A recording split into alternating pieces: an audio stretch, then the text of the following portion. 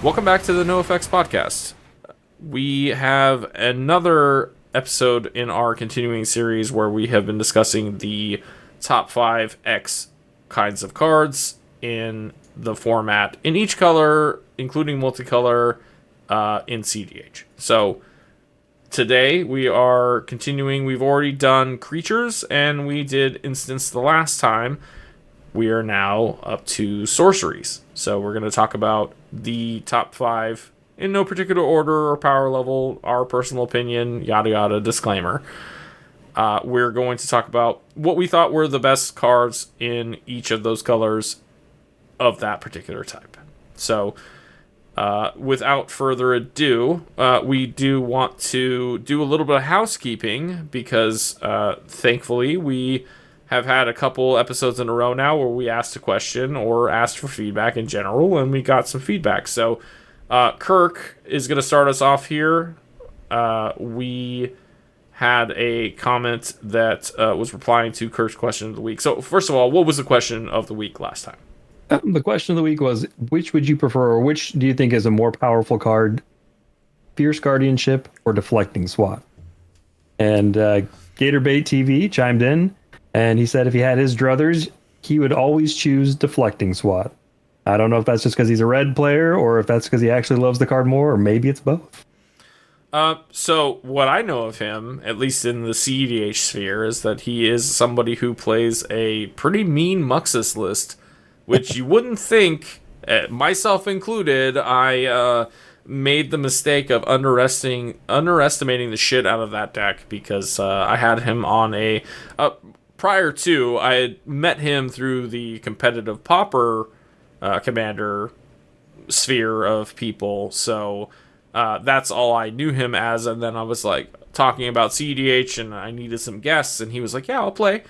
And he came on my show and played Muxus, and I immediately was like, oh, it's mono red goblins? Yeah, that's garbage. Yeah, it's fine. We're gonna be fine. And he proceeded to kick our asses for most of the stream. I think he only lost one game. So I believe that's correct. It was a pretty impressive feat, and after that I didn't underestimate him, and you'll see on my channel here sometime very soon that he's posted some tournament results as well, but we'll leave that to the imagination for now. Either way, I tend to agree with him in some ways. Deflecting Swat is a very powerful card.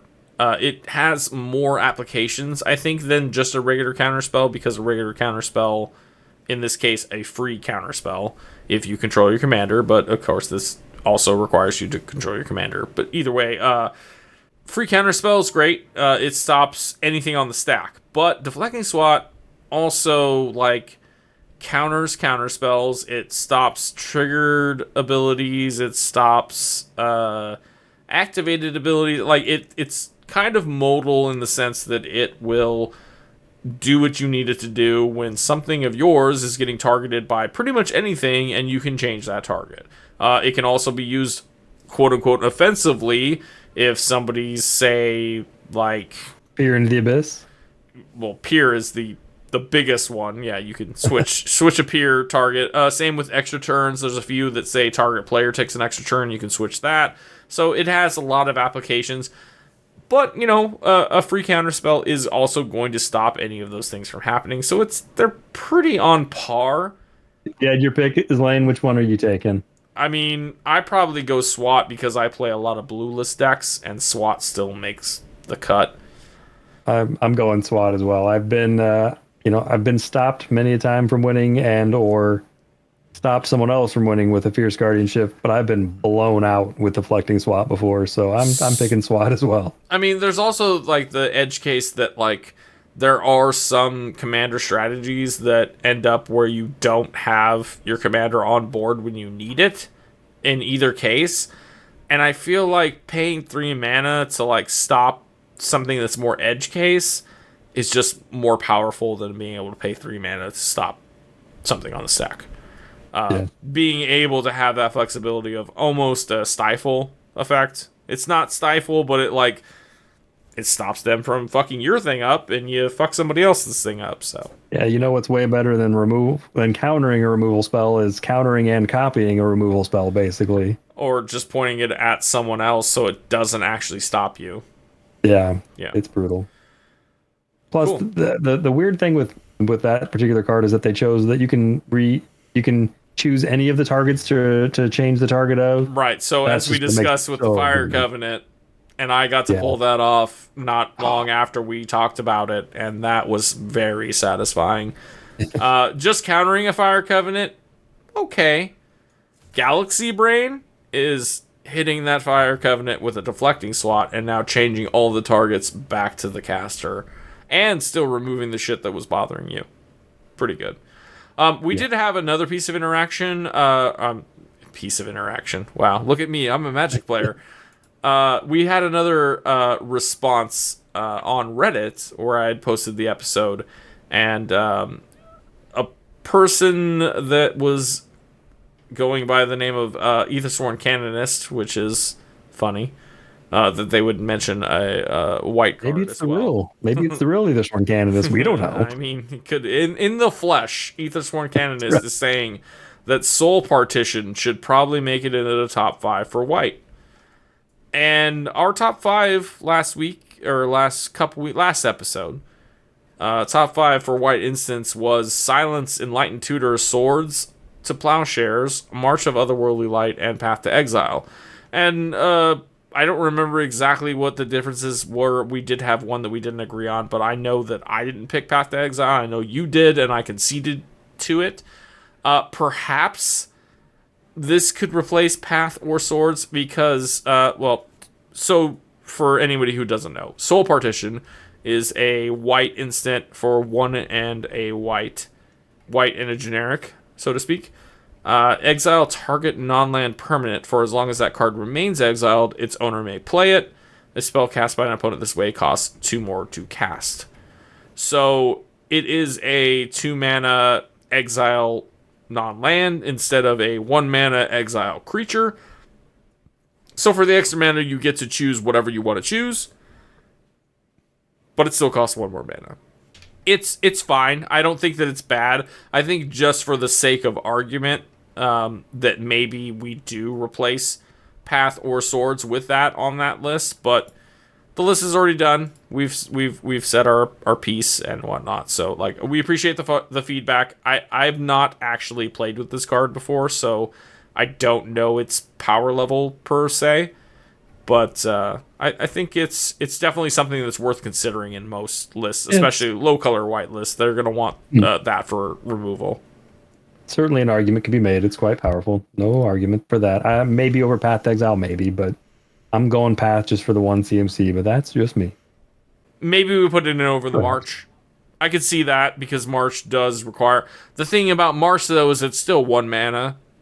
Because usually you're pitching something to do the thing, so... Again, top 5's really hard to do. Top 10's a lot easier. Definitely in the top 10. We'll give you that.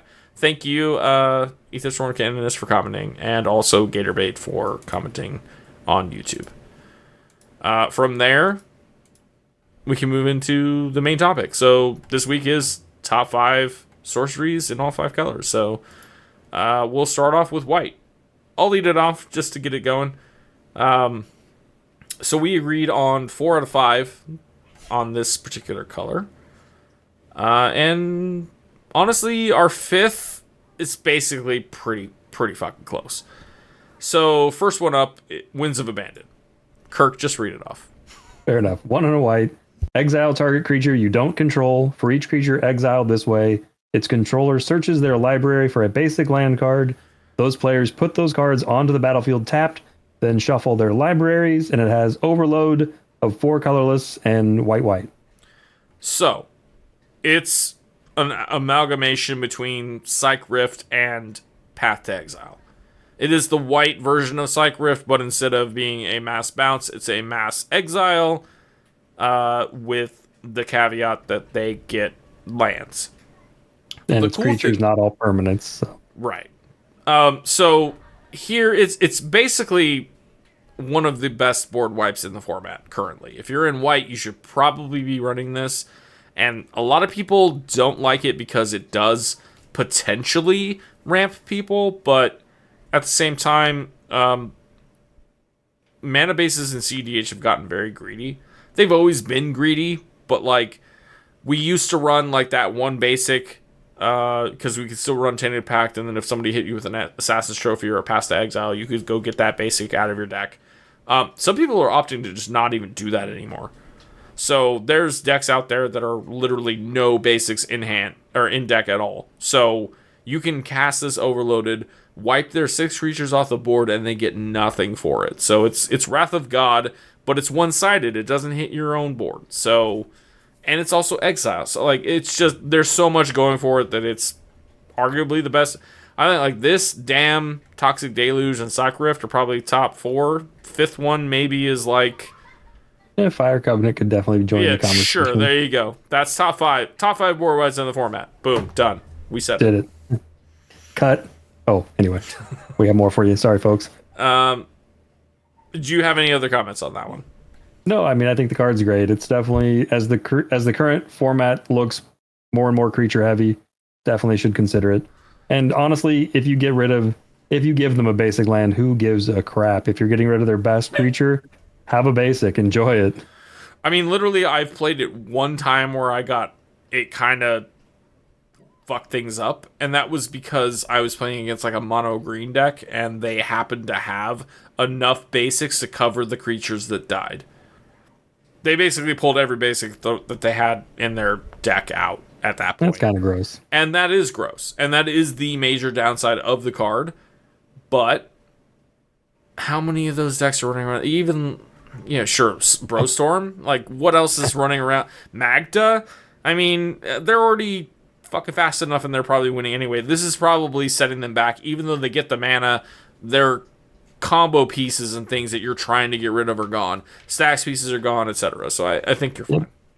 Yeah, I mean, there is one other weird advantage that this has over Cyclonic Rift, and that's, speaking of your mono green players, this one doesn't get nerfed by a Shia, because this one doesn't care if it's a land creature or not, whereas Cyc Rift only bounces non-lands, and they have a Shia and play all their creatures or lands. So yeah, there you go. Corner case better that way.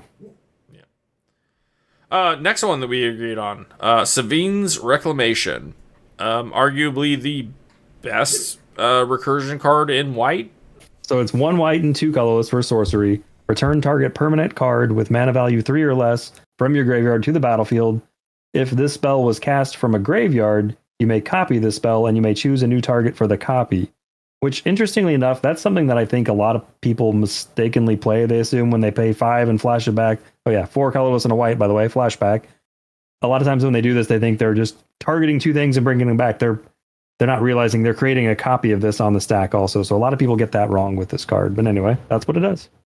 Yeah, so I mean, if you have something with Magecraft out or anything that counts Storm, that is happening. There's also some really janky dual caster and Goblin Bombardment lines where you can do some fun stuff. Yeah, so I was misspeaking earlier. When you run the Intuition, you cast the Intuition to get Underworld Breach, Sevinne's, and LED, not Brain Freeze. Because then they usually give you LED, and then you use the LED to make the mana to cast the Sevinne's, discarding your hand, and then use Sevinne's to put Underworld Breach on the field, and then from there you can recast Intuition, provided you have a graveyard, which obviously you're trying to do this all, appropriately. And then you go get your Brain Freeze with that, and it doesn't matter the other 2 cards, because it either goes in your grave or it goes in your hand, and you just win from there. Either way, it's a great recursion spell for one thing, and it's to the battlefield, so that's also a huge plus. Number of combo lines can use it. Anything that's in Boros, like with Kiki Jiki, or anything that has a creature that wants to be on the battlefield for you to win the game. You can do it with, your Rector that got countered. And now your Rector goes on the field and you sack it to Minsk and you go and you win the game, right? So 1,000 ways for that to work, and then it also gives you 2 permanents back if it's in the graveyard and flashback. So it's just the best thing in white for recursion, period. and it's better than most recursion in the format. Yeah, it's just a very strong card. I mean, the nice thing about it too, it's return target permanent. There are worlds where you just cast it early to recur a fetch land to go get your mana, keep your mana curve going, and then it's in the grave for later. So yeah, lots of fun lines with this card. It's super powerful. Yep. Another one that is newer, and I was actually surprised that you picked it too, because it's kind of a pet card for me, is Search for Glory. If you could read that off for us. Yep, 1 white and 2 colorless is a snow sorcery. Search your library for a snow permanent card, a legendary card, or a saga card. Reveal it, put it into your hand, then shuffle your library. You gain 1 life for each snow mana spent to cast this spell. So generally, you don't care about the life, because you're probably not... Well, if you're running this, you're probably on Snowlands. So yes, you may... I honestly forgot there was even life gain on it, to be fair. That's such a thing that doesn't fucking matter. But it in white X decks, regardless, you're probably not playing it if you're in like 5 color or whatever, because it's just, if you're in black as well, like there's just better tutors. But if you're in low color white decks, Selesnya, Azorius, Boros, etc., it goes and gets you a legendary creature. With 90% of the time, you've got at least 1 in the 99. And if you're running this, it's probably there because that's a combo piece. Like it's a Heliod and you've already got the Ballista in hand. You use this for the Heliod and you win, right? Or it goes and gets you a snow land. So permanent, which most of the time it's a land. But there's a couple snow like Boreal Druid or whatever it might get you, which is probably suboptimal, but it's there. It's an option. We like modal cards around here. And then it could also get you a Saga. For me, that Saga is almost 100% of the time Urza's Saga. But, being able to tutor Urza's Saga, get you a land drop for the turn, it can get you a construct, and it can also get you another mana rock. So, like, not a bad tutor target for 2 mana. 3 mana. 3 mana. It's just a fun pet card of mine that I think is actually underplayed. It might not, honestly, it might be the weakest of the 5 we pick, and that's fine, but I still like it. Tutors in white are few and far enough between, and the fact that this can go get a legend does make it very powerful, because in our format, there's lots of powerful legends, obviously. Most of them are also very limited, and we're going to see that with the other couple, but we can also go back to last episode, and like the only tutor that we talked about was Enlightened Tutor. And Enlightened Tutor is great because it can get you an artifact or an enchantment. So it's modal, but like it's one of a few tutors in the format. So like Search for Glory kind of filled this niche space where it doesn't work in every deck. It's not an auto include, but it is good enough in a lot of decks. Yeah, I mean, the fact that they can get a legendary card, I mean, sure, there's plenty of good snow lands, but there's also Gaia's Cradle is a legendary card. There's other super powerful lands. What's the white enchantment land that you play in your Sithis deck? The Gaia's Cradle for white. For enchantments. It's a legendary land. It's a legendary card. So, yeah, there you go. I mean, there are plenty of powerful cards that this can tutor up. So that was one of the first decks that I ran this card in, and was like, this is really good because I also run Yasharn, Siona. That's a combo piece. Heliod is a combo piece. This gets both of those. It also gets Gaddock Teague. It gets that might be all the legendaries, but like it gets a lot of cards. Yeah, it can kind of be a toolbox piece within that, as all tutors are. So it might be restricted, but still very good. And it's no demonic tutor, but hey, you gain life. It's not, but I also think that if you're running it in a deck, in that deck in particular, I have multiple legendary targets. I am running Urza's Saga. And I'm running Snowlands. So, like, it at bare minimum, it gets you a land. And, like, yeah, for 3 mana, that's not great.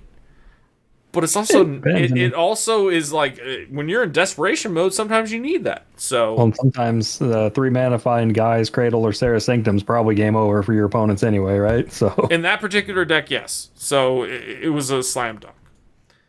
Either way, I think it has a lot of potential. It's not the best card, and it is kind of an edge case, but it is a very powerful tutor. So next one up is Open the Armory. And this one is even narrower because it only searches for auras or enchantments. It's 1 and a white. search your library for target equipment or aura, and then shuffle. Put it in your hand. So it's great in decks that are Voltron. It's great in decks that require auras. Like I'm running it in Sithis because it goes and gets me my Shielded by Faith, and if I have Sevinne or Siona in my hand already, that's game over. It can also get the Whip Silk or the Gauntlets of Light or the Flickering Ward, all of which are combo pieces. So in certain decks, it can be like Tutor for anything that wins you the game. In other decks, it's just getting you an equipment that you like. Yeah, getting you a skull clamp or something. I mean, it's or how I mean, it could be in what was the Angel Aurelia, like that was kind of the pseudo Boros Godo. Like it's Aurelia needs to go get Helm. Use Open the Armory. Go get Helm. Done. Interestingly enough, in decks, Animate Dead and Dance of the Dead, Animate Dead and Dance of the Dead at least are both auras as well. This can tutor those. That's pretty powerful. Yeah, I mean, if you're an Orzhov or Mardu, yeah, like that's another option. So I don't see it as like the issue is that we're in sorceries and that there are only so many tutors, and it is what it is. We're about to have an argument about tutors, so let's move on to the next. Fifth place is where we didn't agree, and you chose Steelshaper's Gift, which is a 1 mana tutor up an equipment only, so very narrow tutor, similar to Open the Armory, but 1 less mana, 1 less option. I picked Idyllic Tutor, which is 3 mana, just get an enchantment. Both arguably same power level. Like, they're going to go get you. If you're in a deck that really wants an equipment, Steelshaper's Gift is going to go in along with Open the Armory. If you're in a deck that really wants auras or enchantments, you're going to put Idyllic Tutor in instead of Steelshaper's Gift, or maybe instead of Open the Armory. So either way, they're kind of all the same thing, and those combined with Enlightened Tutor from our last episode, those are the kinds of tutors you get in white. So you kind of have to deal with that, and also it kind of does what white wants to do, because there's a ton of creatures in white that care about or white X like Boros and whatnot, that care about equipments. They care about auras. They care about this or that. Even Bant, like with what was the one before Sithis? The Bant Chantress. She was in a precon. What the fuck was it? It was a Merfolk. Oh, you got me, buddy. Draws Tuvasa. Draws a card off of only the first enchantment played for turn. Got +1/+1 for like every enchantment you control. It was a kind of a weird Voltron-y list, but came out of the Estrid precon. So that was the like 2015 or 16 or 17. I don't remember. 2018. One of those last ones where it was Amanatu and some of the other Planeswalker commanders. It was in that set. But what's your argument for Steelshaper's Gift over Idyllic? So for me, it comes down to literally 1 mana versus 3 mana. Idyllic Tutor is a hard card to fit in a lot of lists, because most of the time, if I'm playing mono white, I don't think I need this. And if I'm playing white plus whatever, it's a hard sell for me. Open the Armory, Open the Armory is way better, but Steelshaper's Gift, it's Cole the Forge Master is the deck that first comes to mind with that one. That is one of the premier little red-white Boros go fast decks, and Steelshaper's Gift is amazing in that deck. I can't think of a deck where Idyllic Tutor, and you could tell me if I'm wrong, and I'd be fine with accepting being wrong. I can't think of a deck where Idyllic Tutor is like the all-star card where Steelshaper's Gift is. Sithis would be an example. I'm not running either, but Open the Armory works because it goes for auras. I don't run any equipment in the deck, so Steelshaper's Gift is just a dead card, whereas Idyllic Tutor could go get me a WinCon, including Heliod or whatever. I'm not running it though, because it's. Yes, I agree with you. I had a hard time picking my 5th one. I was like, these are cards I actually run, and this is not. And I saw you put Steelshaper's Gift, and I'm like, yes, I run it in a couple decks, but it's also so narrow that it's not good. They're both not good. The problem is that, like, what else do we pick? Wrath of God?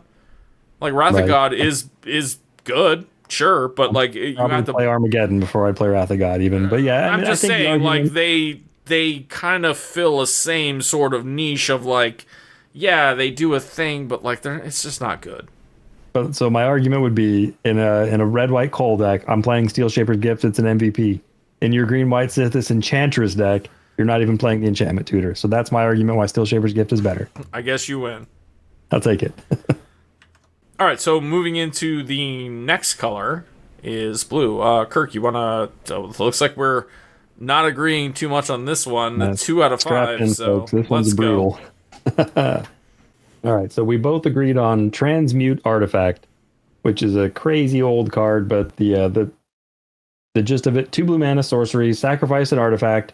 If you do, search your library for an artifact card. If that card's mana value is less than or equal to the sacrificed artifact mana value, put it onto the battlefield. If it is greater, you may pay X, where X is the difference. If you do, put it onto the battlefield. If you don't, put it into its owner's graveyard, then shuffle. Which is a mouthful, but basically it says, pay 2 mana, sack an artifact. If the thing you tutor is greater CMC than the thing you sacked, you pay the difference. Right? Yep, and that's it.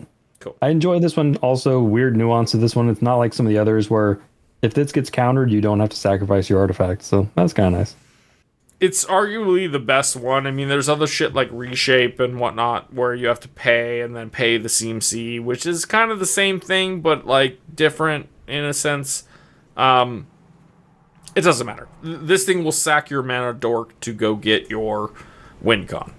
It'll sack not you, mana sack dork, you mana rock rock. to find your Yeah. combo rock. Yep. Right. Absolutely. And that's generally what it's used for, and that's why it's on the list, because it will get you there. Yeah, and it's cheap. Surprise, surprise. There's a lot of powerful artifacts. Staff of Domination exists, all that stuff. So back in the day, Paradox Engine was not banned, and this would go get it. It's banned now, but it'll also go just get you a Wishclaw. You can sack your fucking your Mox Opal that's not online to go get a Wishclaw and then tutor up your actual win con. So like it's got a lot of uses.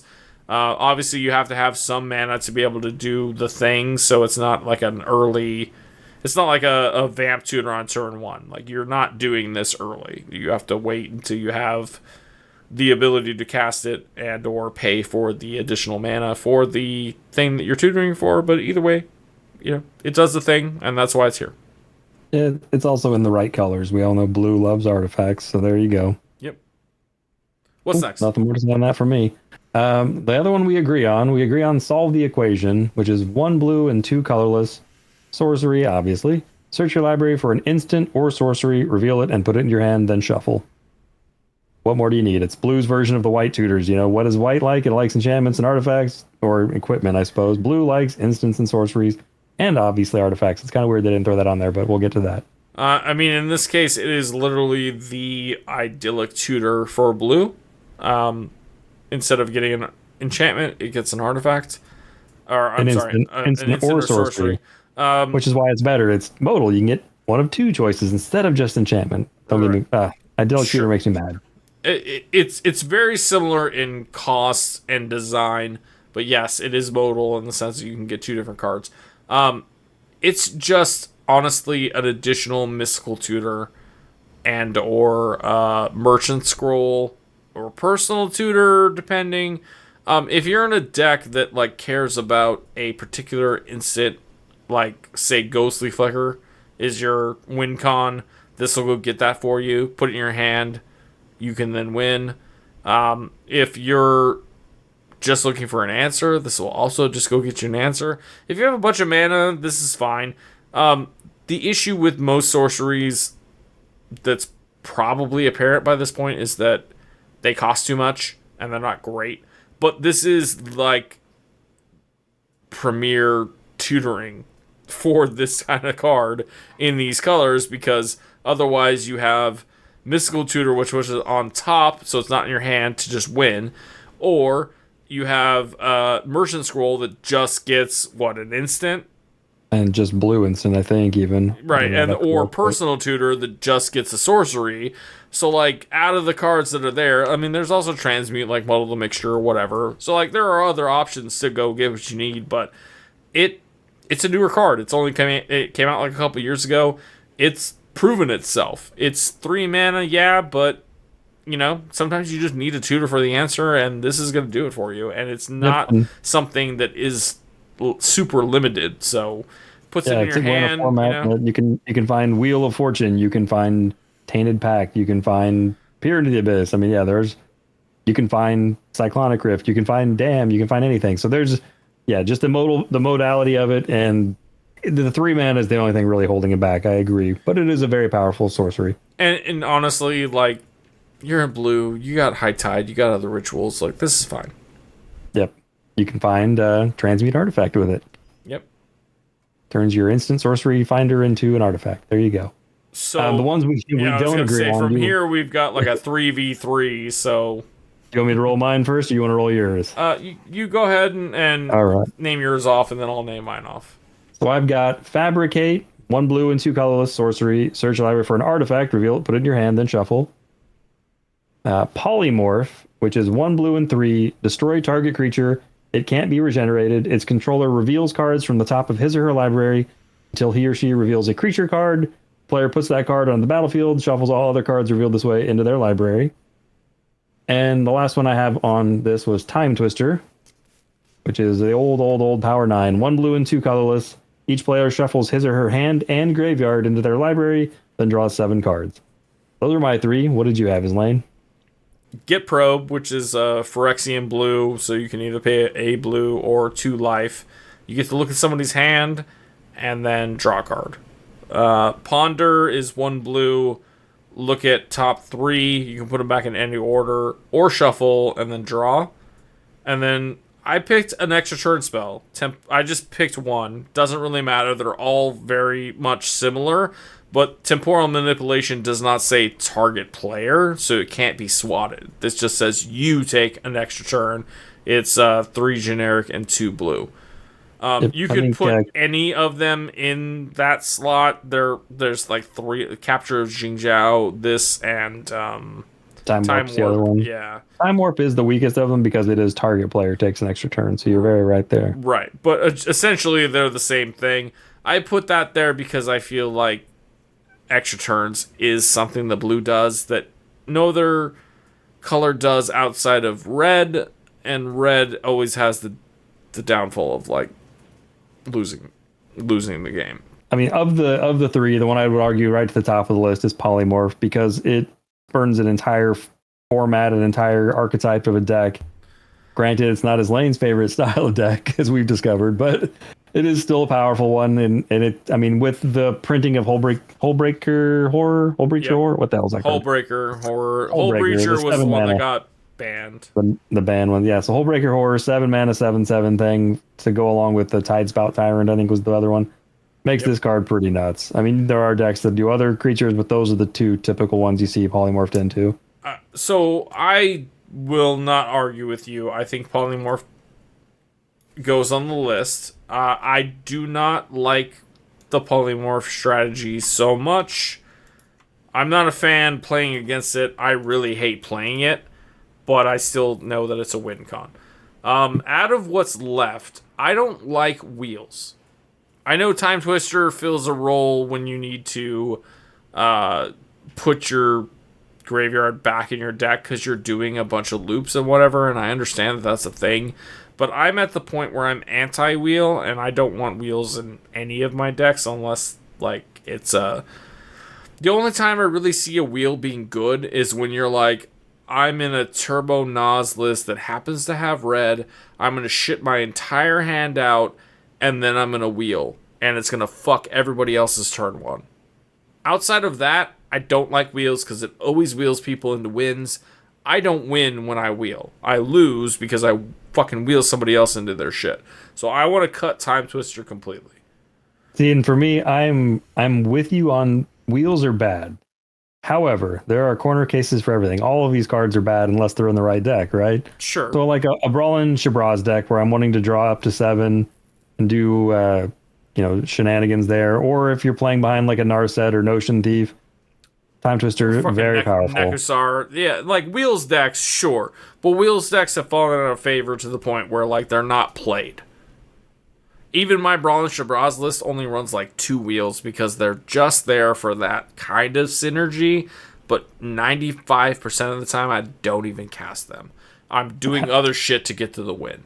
I could literally cut the wheels out of that deck and it doesn't matter because it's all about the curiosity line. Nobody cares about the wheel. So I will argue till I'm blue in the face. Time Twister does not make this list. I'm willing to also say that like either Git Probe or Ponder are probably gone. I think extra turn spells are a strength of blue, and that should be represented here. Doesn't matter if it's temporal or one of the other ones, but I think that belongs on the list.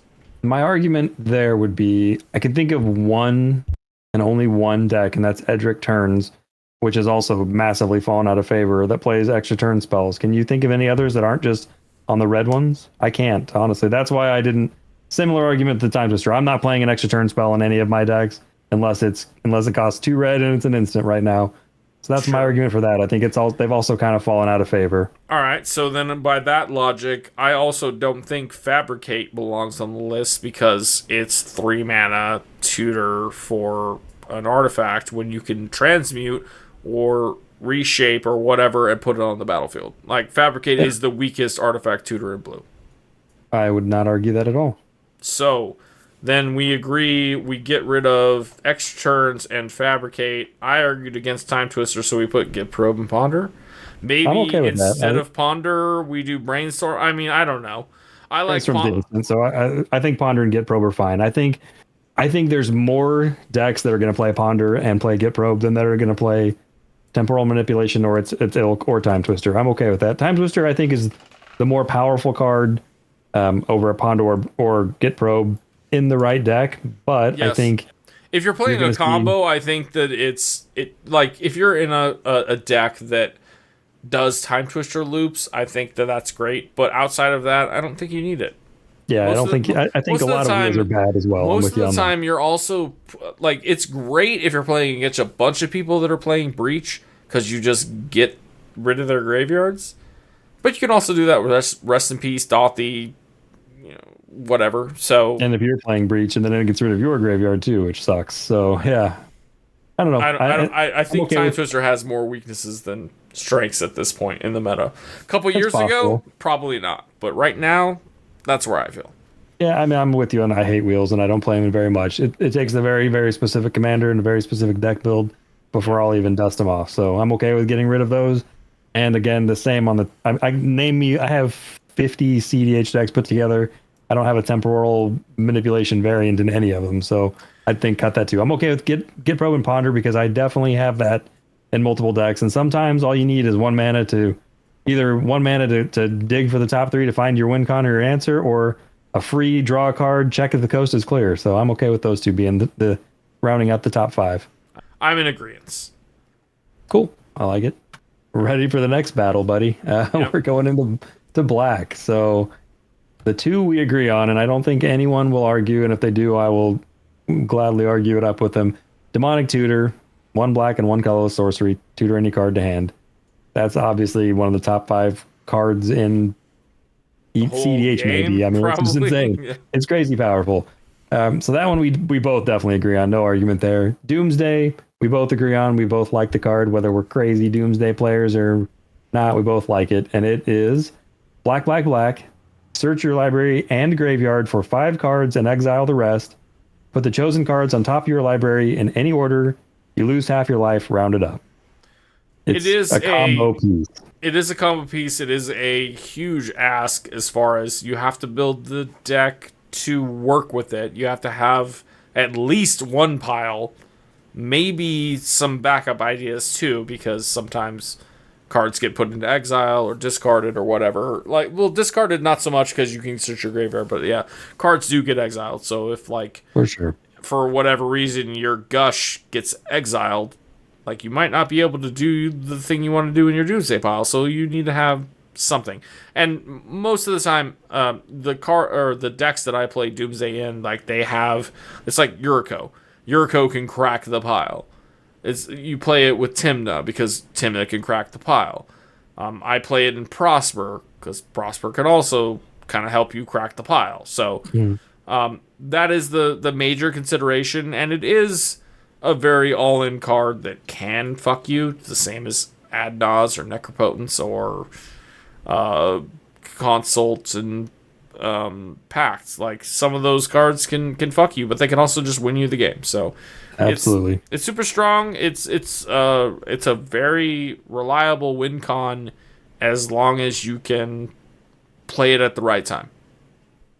You don't want to see opposition agent on the field if you're trying to cast this. If correct me if I'm wrong, but yeah, I mean, an op agent getting flashed in on response, you just lost. But unless joke's on them, then you cast Ass's Oracle from your hand. Then you're like, thank you. But sure. Other than that, sure. But yeah, we live in magical Christmas land, right, buddy? Yeah, right. Yeah. So those are the ones we definitely agree on. I mean, they're both Demonic Tutor's a staple in every format that it's legal in. Doomsday, little harder to build around, like you said. You have to have the ideas of what you're doing with it, and it can totally backfire big time, but it also wins you the game a lot of times you cast it, and you can't say that about a lot of other cards. That just one card, here it is, that wins me the game. Yep. The ones we don't agree on, do you want to start with yours and I'll go with mine next? Sure. So I picked Peer into the Abyss, which is a 7 mana, 3 black pips, draw half your deck and lose half your life, both rounded up.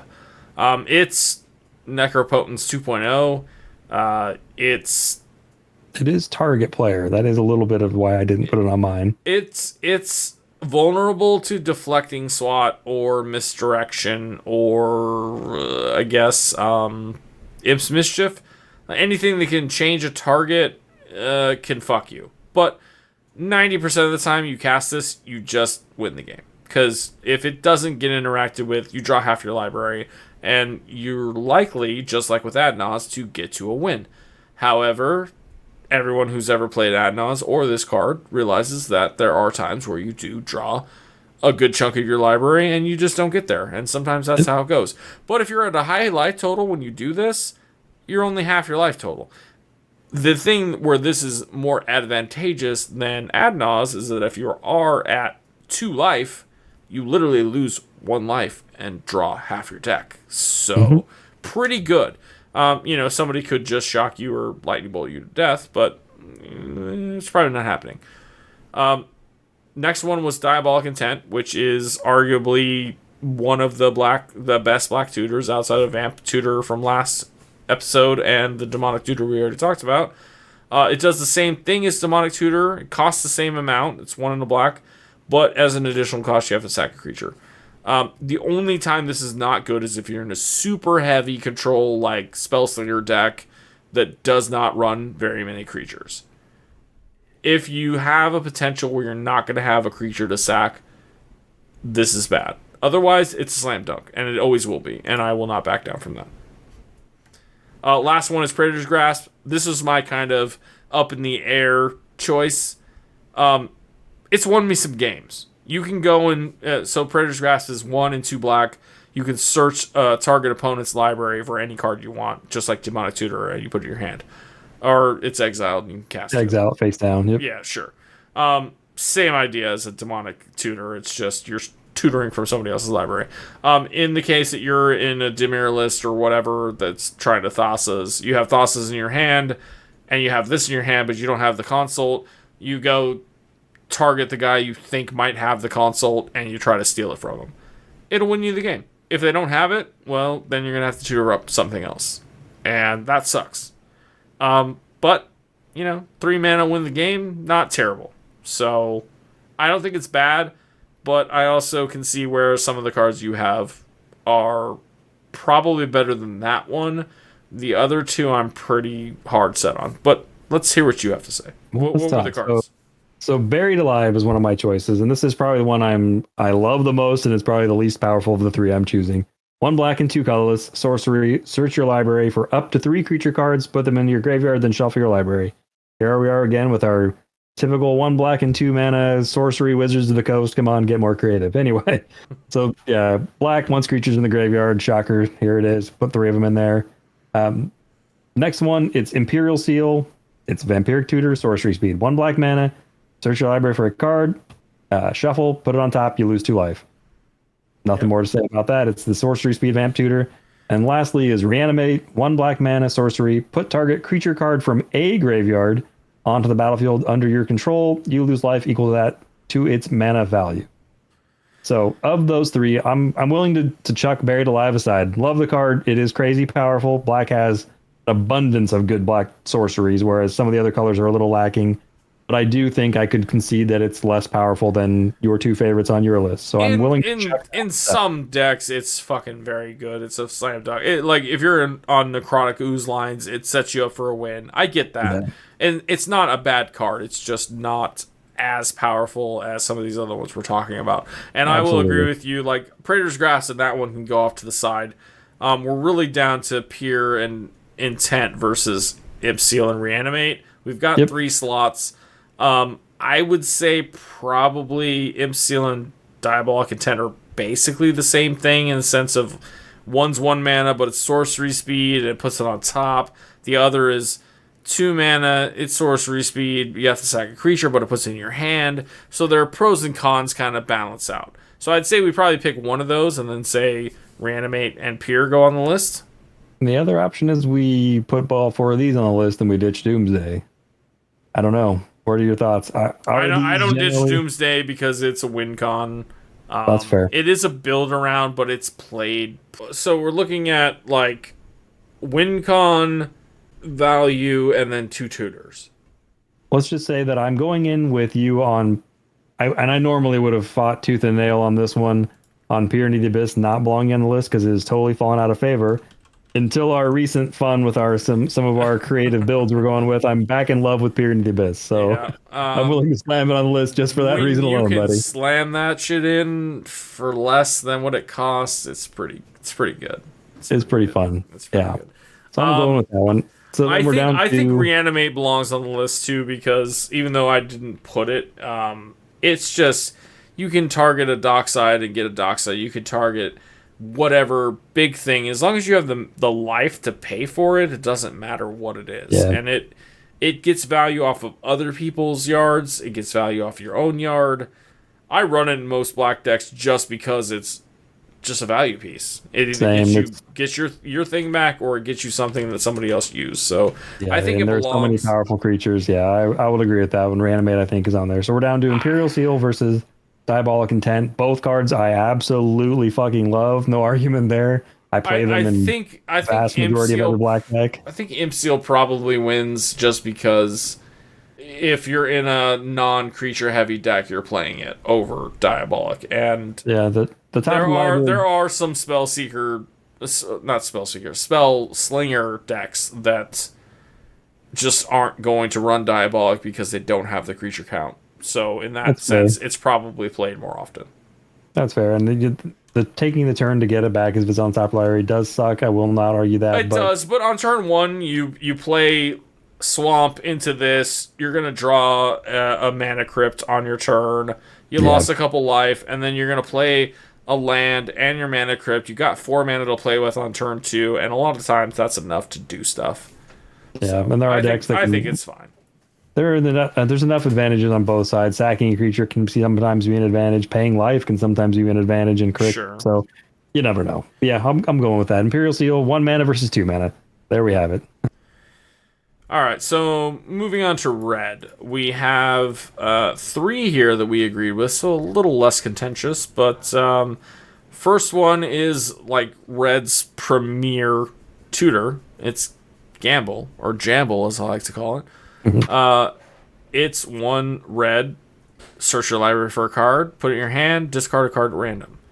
And we love hosing each other with this because people will put their cards down on the field and say X number to X number, and then we roll a die and you just pick that one, and 90% of the time it's the one that you tutored for. It is known as the Red Entomb. But if you're in a Rakdos deck, maybe that's not bad. It is just a second copy of Entomb, right? I've literally gambled on turn 1 and got the lucky roll where my World Gorger went to the bin, and I already had Animate Dead in hand because I tutored for it, so it ended up being a fucking real fast win. So, it can be great, and is literally the only card in red that tutors for anything in your deck. Red normally only tutors for artifacts, really. like goblin engineer or whatever, and that just puts it in the graveyard. Like they don't really have tutors, so this is this is the Red's best you're definitely gonna tutor get. lacking. So, and this one, like you said, going to the grave. If you're in, an Underworld Breach combo lines anyway, you don't care if it's in the grave or in your hand, honestly. So yeah, this card's great. I love Gamble. It is Red and Tomb. I'm gonna start tracking the number of times I gamble for a card and I don't discard it. I think it'd be easier to track the number of times I don't discard the card I tutor for. It'd be easier to track. Yep, for real. Yeah, But even card's then, good. a lot of the times you don't care. So Yep, you're in red. You got Underworld Breach. You're good. yep. Next one we agreed on was Jeska's Will. This is more recent printing. It's 2 in a red, and you choose 1 or 2 options depending on if you control your commander. Normally, it's if you don't control your commander, you choose 1. If not, you get both. And it's add red for each number of cards in a target opponent's hand. So you obviously, before you play this, you ask, hey, how many cards does everybody have in hand? And the guy with 7, you're like, yeah, target you. So now I make 7 red. And then you can also exile top 3 cards of your library and play them this turn. So red's typical impulsive draw. I have found myself not playing this card hardly at all anymore. I've cut it from a number of lists because it did used to feel really super good, but I feel like so much of the time I play it and I exile like 2 lands and a card I can't use, and I'm just like, cool. Exile. Or you exile your win con, but you can't cast it, and you're like, fuck. Or you don't have the other combo piece. Like, I feel like a lot of the times, it just... I honestly think that maybe that Mind Goblin is better than Jeska's Will at this point, just because it could be potentially a 5/6, red ritual with a body instead of just, oh, I got 6 mana and I hosed myself. Cool. But I still included it here because fucking sorceries suck. We don't play a lot of them, and there's only so many things to choose from. So it's here. I don't know. What do you think? Why don't all colors have as good an options as black has, for crying out loud? I'm kind of with you, and I've cut it in more decks recently than I used to play it. And if it was red, it was an auto include. I've definitely cut it out of more. I mean, it came out like a couple years ago, and the meta has shifted a lot. So like it was a powerhouse, but it feels so bad now. There are certain decks where this thing is an absolute just beating, and you're just screwed if it resolves. Like if Krark. Yes. Yeah. If they're copying this thing, you just might as well shuffle up and you're done. Or any other deck that can do any sort of copying shenanigans, like Jeska's Will is fucking busted. Yeah. But if you're just using it for value, it's kind of diminished a bit, I think. Yeah, and I mean, even in the scenario, if you exile the top 3 cards and it's land garbage card, hey, at least you're not drawing them. True. You can play the land, but true. But yeah, the number of times if my list is very tight with win cons, if I'm playing for 2 specific win cons, 1 with a backup, and I exile both of them with this card and can't cast them, it's a bad day. You're not wrong, buddy. Right. But the card is crazy powerful. I think maybe I'm wrong in cutting it from some of the lists I cut it from. Maybe I should throw it back in and give it a whirl again. I mean, I definitely still play it in a lot of decks. Anything it still loves this. I mean, anything that wants color, it's harder. Anything that wants rituals, like I'd say, your Mardu or your Grixis Turbo list probably still want it because it's impulsive draw and it's during an Adnos turn, or it's a ritual during an Adnos turn, and in that case, it's still really good. I'm not like super down on it. It's just I've kind of found myself not playing it as much, but I still think it is a really good card. I like it better than Wheels, that's for sure. Yeah, it's just kind of at the point where it's more of a not build around, but like it wants to be considered in certain lists less, rather than being a staple. Yeah, it's definitely not the auto include it once was, for sure. Yeah. Next one is Twinflame, which is probably not a staple either outside of every deck that's ever played Dualcaster. So it's a win con with Dualcaster Mage. So Twinflame is 2 in a red. You target a creature, make a copy of it. 1 in a red. Oh, it's only 1 in a red. Oh yeah, that's the other one. Of the other one. Yeah. Heat Shimmer. Yeah, there. That's the one I was thinking of.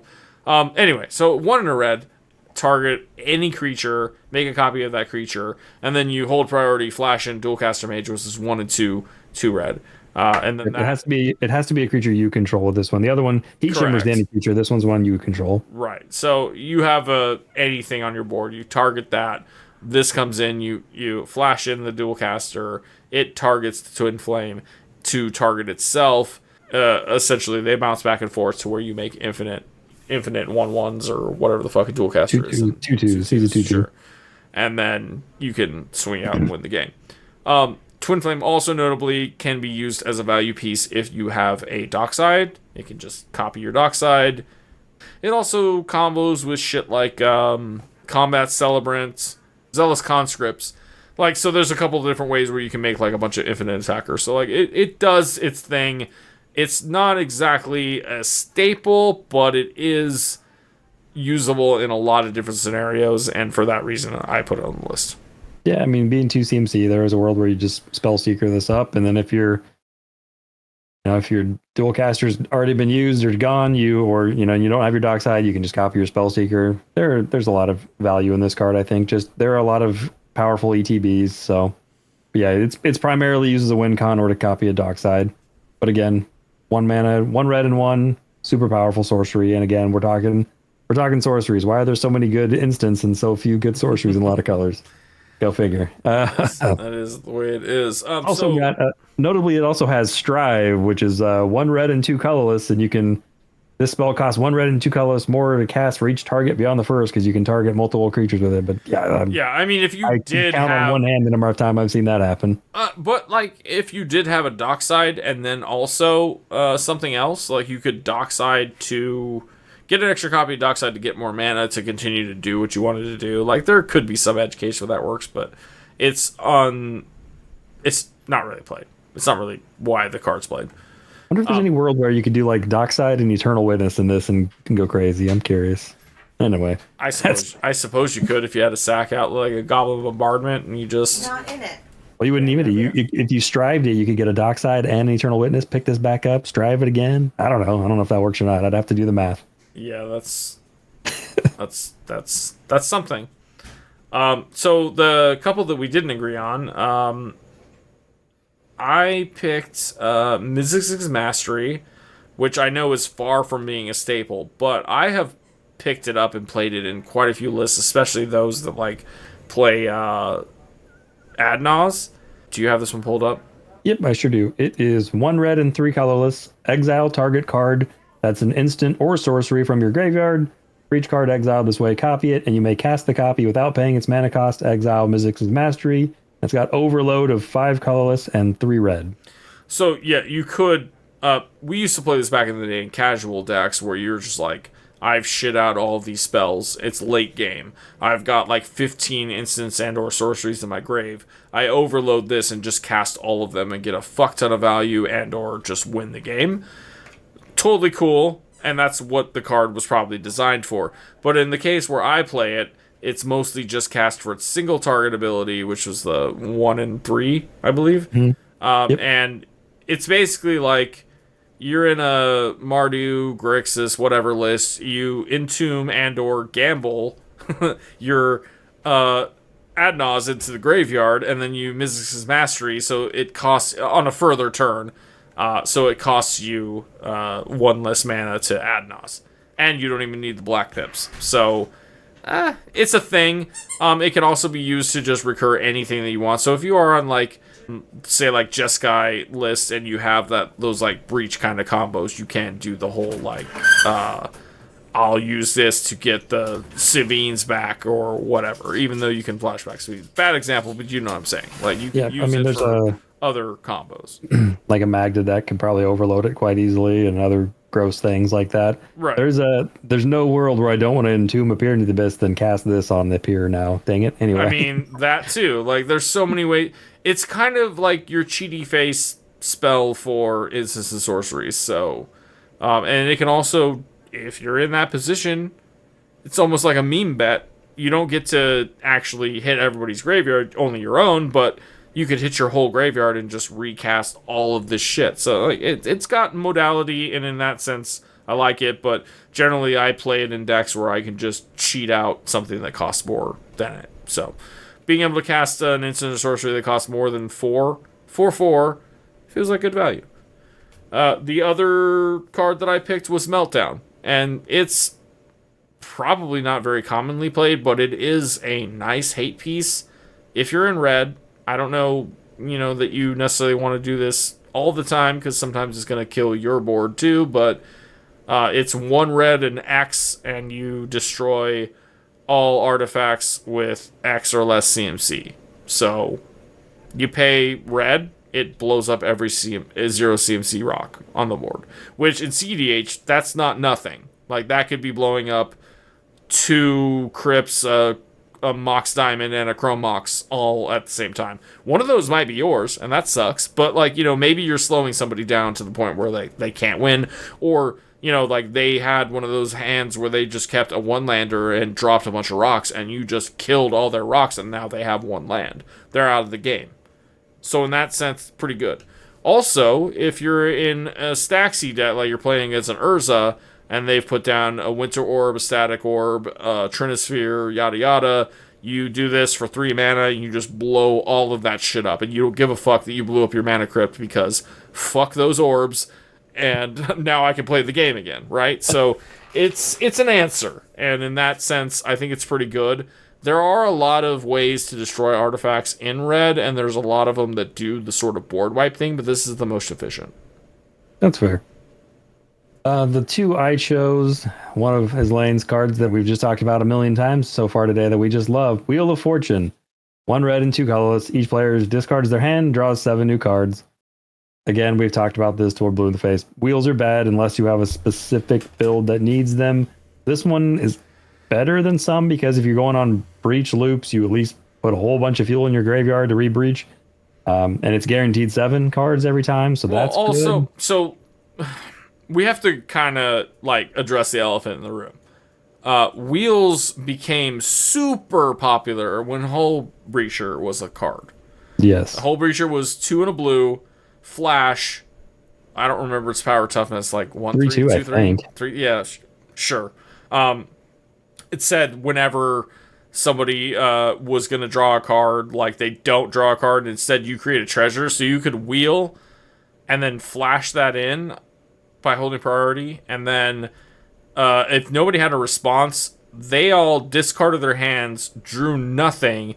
You draw 7, well, you discard your hand too, but you draw 7 and make 21 treasures, and you just fucking win the game. Or if you don't win the game, you're just so far ahead that eventually you win the game.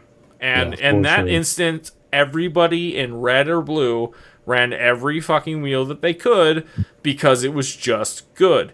And even though Notion Thief existed prior to that, it was just a really prohibitive mana cost in 6. It's like 1 blue black. So 2, yeah, for a 4 mana 3/1, yeah. It was just not as easy to cast, and it just didn't have the same effect. Hull Breacher literally shifted the meta to using wheels offensively.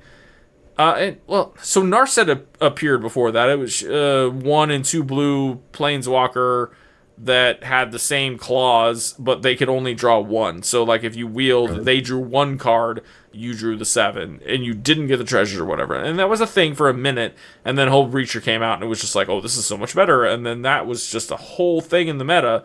As soon as so people thought it was a problem. In casual, mostly, because that's the only way that the RC actually responds to problems in the meta. But so either one of the guys on the RC got butthurt, or enough people complained that they said, we're going to ban that card. They banned the card. Since then, wheels have turned into, I cast this, I wheel you into your win, I wheel myself into fuck all, and I pass the turn, and then you win. So, wheels just kind of suck now. And I think they've always kind of sucked, but, like, card quality has gotten so good to the point where you're almost always wheeling somebody into a win. Unless you have some way to stop them, a.k.a. Notion Thief, or you're running Smothering Tithe, or, something that's kind of capitalizing on it, I don't think it's worth it. You're casting them behind a Grand Abolisher or something like that. Then That there are too. cases. Yeah, I mean, you Again, can your deck breach really links. has to be built to take advantage of them. Otherwise, congrats, you spent 3 mana to draw 7 cards, and you guaranteed your opponents have 21 cards between them. That's just terrible math. It's not card advantage. It's never going to be card advantage. It's always you're drawing 7, and there's 21 cards out there that are being drawn that could potentially hose you and/or win a game. So I don't think Wheel belongs at all. And I think while I think it is a crazy powerful card, again similar to the blue one that we talked about, Time Twister and Wheel of Fortune are both insanely powerful. 3 mana, draw 7, still crazy powerful, but they're not as powerful as they once were. And I agree, if you are playing these just because you had an empty slot in your deck, you're doing it wrong. Your deck has to be built to take advantage of these, and you have to cast these at the time where it makes sense. Otherwise, you're just blind giving the game away. It's not king making, but it's not far off. And I also would argue that Time Twister is just better than Wheel because it does throw graveyards away. So if anybody is on graveyard strategies, it does that on top of it. That could go back and forth on it though, because if you're on red and you're playing Wheel of Fortune, you're on blue, you might want that. Yeah. And I guess blue, it can pitch to Force of Will. There's Time Twister's favorite use for his lane right now. Pitch it to Force of Will.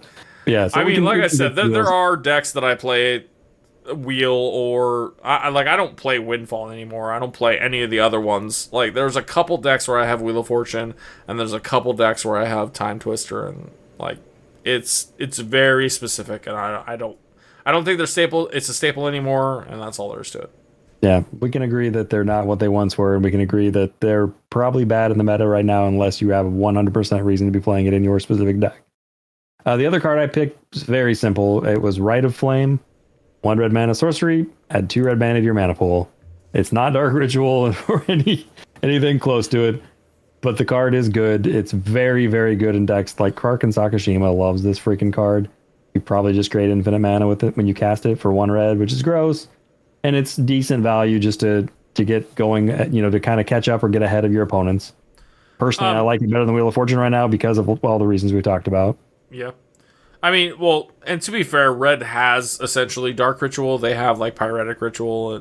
Pyretic costs 2 to get 3.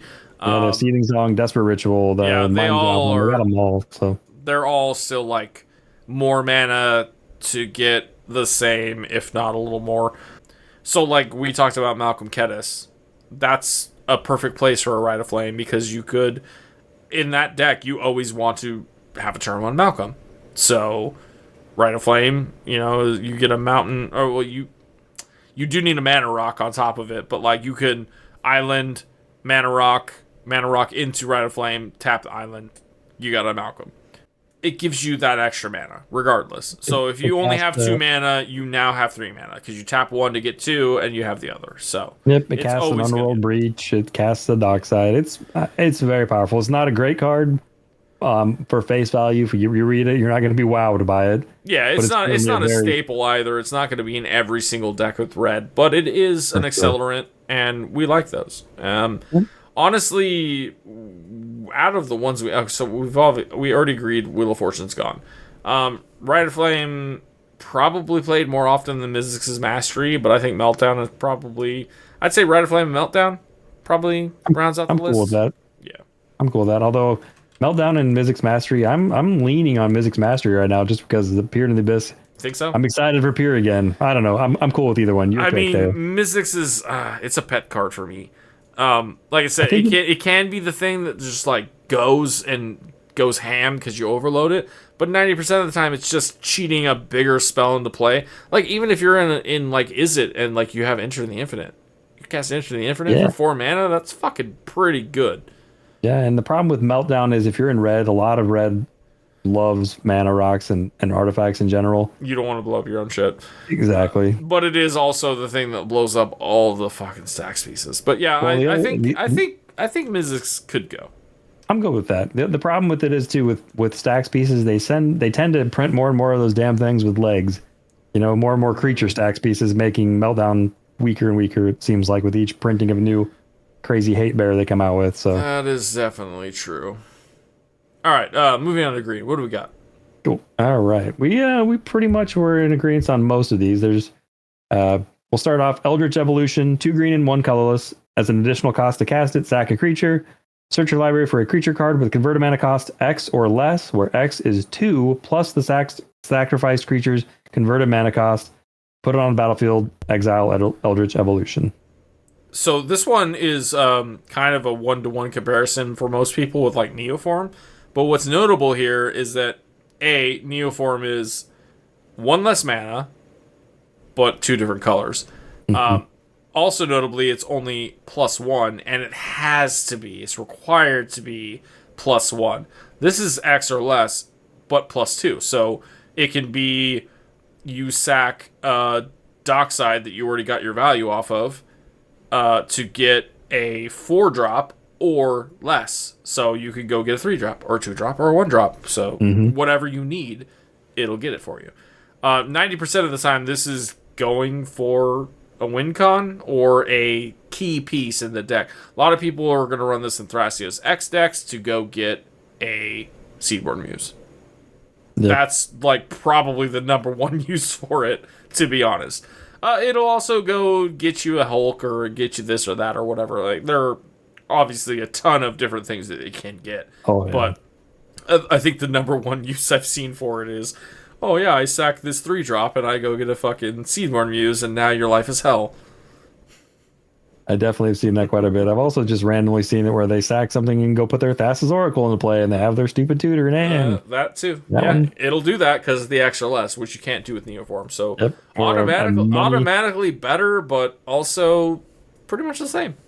I would argue maybe even okay, so Seedborn Muse or I'll sack my Mana Dork and go find Dockside. I see that all the time too. So that or sack your Dork to go for Ranger Captain. That also is just going to go get you another Dork, and then also give you the silent. Yeah, like there's 1,000 different scenarios. The card's insanely powerful, so this one's great. It's if you're playing some kind of weird. And notably, it's to the battlefield, which we already discussed last time about how green, for whatever reason, is the only one that gets the 2 battlefield tutors. But here we are.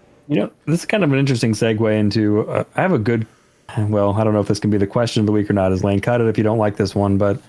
They often talk about cEDH colors, what's most powerful, as et cetera, and they're talking about how white's gotten support here and green's gotten support there, et cetera. Why is it that green and black has the best sorceries in cEDH and the other 3 colors are severely lacking? I think that's a perfect question, but also prove us wrong. Like, why do green and black sorceries tutor the best, whereas every other fucking color just can't? Yeah, they punch way above their weight. Anyway, I don't know. Maybe if we think of it a better question, they have weaknesses though. Like green's removal is like fight spells, which are garbage. So I'm just talking about. I don't know why they're looking at these lists. Their sorceries are so far and above the rest of them. It's absurd. Anyway, I agree. Moving on to the next one. Finale of Devastation, 2 green and X, sorcery obviously. Search your library and or graveyard for a creature card with converted mana cost X or less. Put it on the battlefield. If you search your library this way, shuffle it. If X is 10 or more, creatures you control get +X and gain haste until end of turn. So there you go. It finds it from the grave, finds it from the library. To the battlefield and a finisher. Yeah, it's gross. Why is this so much better than anything we've talked about today? Yeah, look. Show me the white card that compares. Show me the freaking red card that compares. Come on, Wizards. Anyway. Not at all. Like you got Purity of the Abyss, you got Finale, and then you've got Gamble, or Search for Glory. Like what the fuck? Yeah, come on. Finale, an insane card. That is the point of the color pie, though, is that they're all meant to have their own strengths and weaknesses, and they're all meant to. Green's instance, kind of garbage. So it is what it is, right? That's fair. Moving on, because this card's insane and it needs no more. We put Green Sun Zenith on the list, and it is 1 green and X. Search your library for a green creature with mana value X or less. Put it on the battlefield, shuffle, then shuffle Green Sun Zenith into its owner's library. It's kind of funny that it says shuffle, then shuffle. Anyway. It's good because it does the same thing as Finale. grabs you a card, puts it on the field. It's also good because it shuffles back in. So there could potentially be ways to abuse it if you have a way to like Archaeomancer a mystical tutor to get it over and over again. Well, yeah, mystical will do it. You know what I'm saying? Like if you have some way where you can like re-tutor it out, it kind of like Nexus of Fate loops. You know, this could go and get you multiple things. Also, it just shuffles in and you're probably not going to see it. Honestly, like almost all of the time you're never going to see it again, but there are all those edge cases where you do draw it again and you're like, oh cool, and I'll tutor up a second creature. Cool. It's honestly, it's good for those reasons. It's bad for the fact that it's just a green creature, which they had to do to nerf it, but that is definitely the huge downside on this one. That's why that does make it an issue. For me, this has mostly been replaced in decks that I run it in with a certain new battle, the Invasion of Ikoria. Yeah, I agree. It's probably, I mean, even though it's one less mana, it is probably not as good anymore because of that specific printing. Mm-hmm. But it has been a staple for so long. Notably, you can cast this for 1 green and get a Dryad Arbor, which will ramp you, which is arguably better than any ramp spell in the game. Because all of them cost 2. Yeah. To go to the field, at least. So, I mean, it has that going for it, and that's usually where I play it, is in low-color green decks that have a Dryad Arbor. It's that turn 1, you can still do a thing, kind of like a Utopia Sprawl or whatever else. So, yep. Oh, yeah. It also is, you know, if you are ramping hard, you can still use it to go get a Hulk. Get your Seedborn Muse, you filthy Seedborn Muse players. Yeah, it finds those, and it can find green plus, so it can find a. You know, if Kinnon's in your library, you can tutor it up with this thing. So yeah, sure. So it's got power. Next one on our list we agreed on was Natural Order. An oldie but a goodie. 2 green and 2 colorless as an additional cost to cast Natural Order. Sacrifice a green creature, search your library for a green creature card, and put it onto the battlefield, then shuffle. So, same limitation, unfortunately. But it is one of the easiest ways to just cheat out a big fucking thing. You can go get Hulk, you can go get your Kogla, you can go get you could get Nyxbloom, you could go get Manglehorn, you could go get, you know, Reclamation Sage. Like, it'll get you what you need if you're in green. Teamer Sabertooth, you know, yeah, absolutely. It's probably not getting played in decks where you're... like, I play it in Minx because it goes and gets Hulk. Absolutely. If your combo piece, or you're a Shire or something, like your combo piece is a fucking green creature, then this goes. If your combos don't revolve around green creatures, you probably don't. But it still just goes to show, like, we've just talked about 4 tutors in a row that tutor a creature to the battlefield. 2 of them are limited to green, the other 2 are not. But yet, that's still the best sorceries that green has to offer. So, here we are. Yeah, and they're crazy powerful. And the fact that you can turn 1 mana dork and turn 2 play a rock, sack your mana dork, play the Natural Order, go get your Protean Hulk, and giddy up. I don't know. Card's insane. And it's an old one that I've loved forever. Where we don't agree. So I have Life from the Loam, which is 1 green and 1 sorcery. Return up to 3 target land cards from your graveyard to your hand, and it's got Dredge 3. Life is great, but the only time I've ever played it cEDH was in a Gitrog deck. I've never played it otherwise, so I don't totally think that makes the cut. But arguably, the card I picked also doesn't necessarily make the cut because it's 3 visits. It's 1 and a green, tutor up a forest, which can be a dual land, and it goes on the battlefield untapped. There's an exact copy of this in Nature's Lore. So there's 2 versions of it, and 3 visits used to be like way prohibitively priced, like over $100, $200-$300. I don't remember. You know what makes me mad is I have one of those original ones, and I picked it up for like $3 when EDH was first gaining popularity. I was like, ooh, sell look that at this. shit before they reprinted it. Brutal, right? Yeah. Anyway, as soon as it got spoiled, your investment went. My $3 is still okay on it, but yeah, it would have been a lot more advantageous at 90 to unload it anyway. Right. So either way, there's 2 functional cards that work the same way. I just picked 3 visits because I just picked one. But either way, both of them do the same thing. They both cost exact same mana, both sorcery, both tutor a forest type card to your battlefield untapped. The reason I put it here is because it is untapped. Because there's a number of cards that do the same thing, but the land comes in tapped. Or it goes to your hand.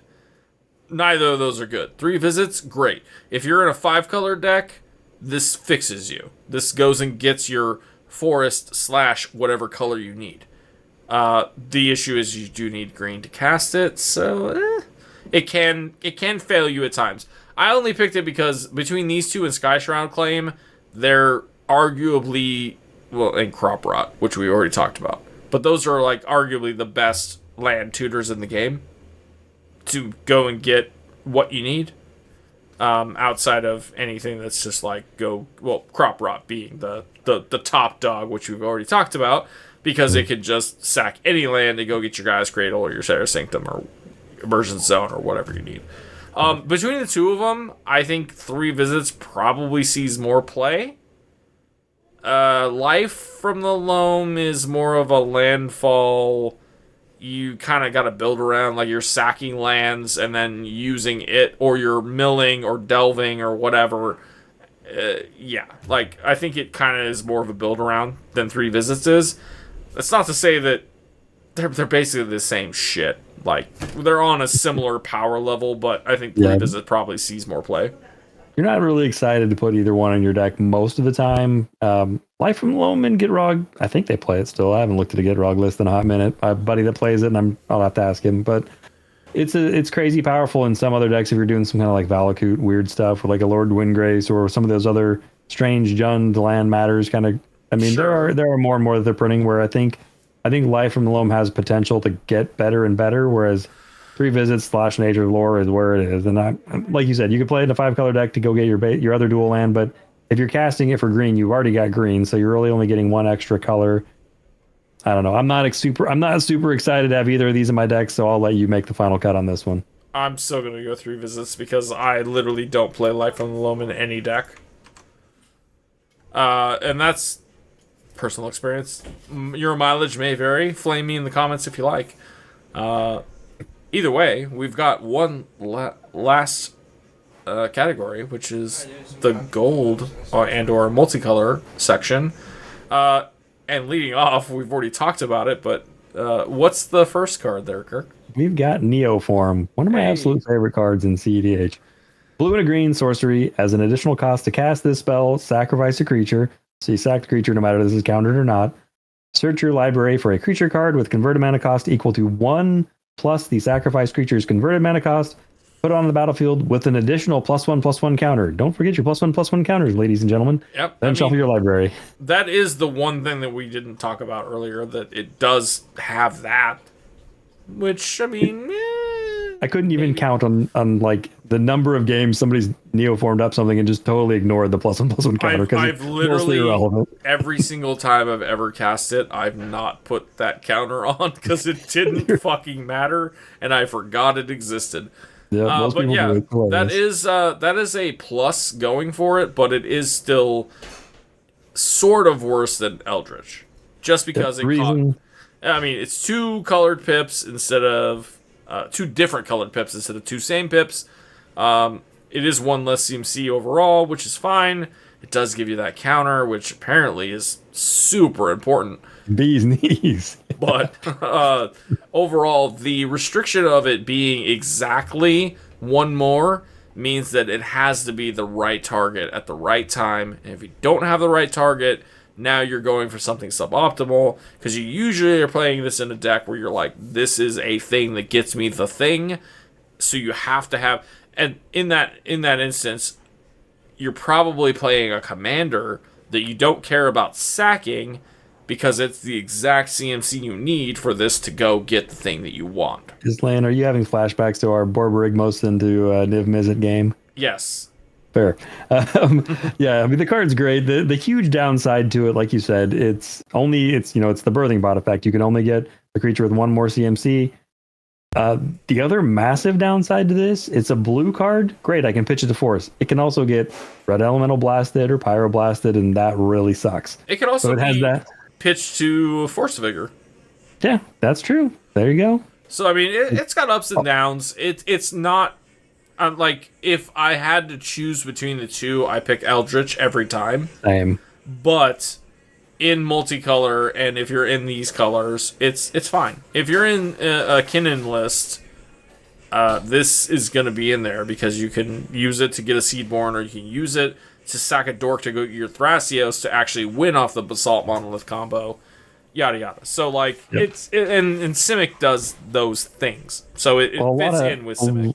A lot of decks, like the one of the primary reasons I see this card used is somebody will Spellseeker to find this, to then sack their Spellseeker to go get their Displacer Kit and their Emiel, their 4-drop that matters. That's where I see this used more than any other. And that's where I think it's more of a build around than Eldritch is. Like, Eldritch is still in a deck for you to go get the thing that you need to finish, but Eldritch has that flexibility of, I sacked a 4-drop and I could go get a 6-drop, but I'm going to get a 3-drop.